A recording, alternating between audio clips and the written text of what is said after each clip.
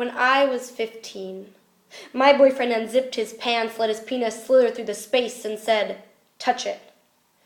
I hesitated, hearing his voice escape wet lips, aggressive and reactive, ignoring my shaking as he slid my hand, and I stroked it like a snake I feared would strike. 'Cause no one ever teaches that peer pressure prefers more obscure forms, like whispers and kisses and caresses, pressing and persuasive, and he plucked my beliefs, gorged my integrity, leaving the core to rot, and I called it everything it was not. Love, because he tolerated me. Kindness, because he stopped himself from hitting me.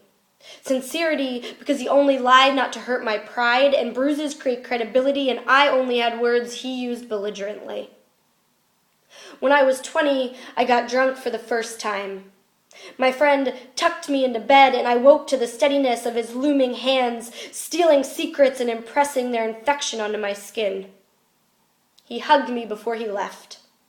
Head aching from dehydration, stomach turning from trepidation, I delivered the information at breakfast over fruity cereal, and my boyfriend swallowed it with his spoonful before asking me how I could let something like that happen. The guidance counselor did more convincing, coaxing me into silence, and my family sighed that at least he respected me enough not to rape me.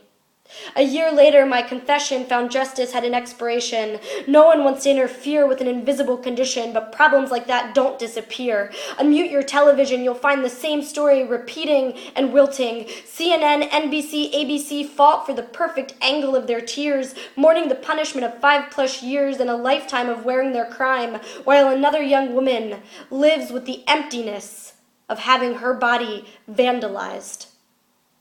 And I pray someday she will know she has the finesse of an oak, that silence is easy but greedy and will never invoke progress. And Eve, I don't blame you for Lucifer's deceit. I understand how hard it can be to see the flowers from the weeds, to find dignity after shame, even after every petal has been plucked, but spring always returns. Spring always returns to restore and revive, and this time, I will flourish into a fern.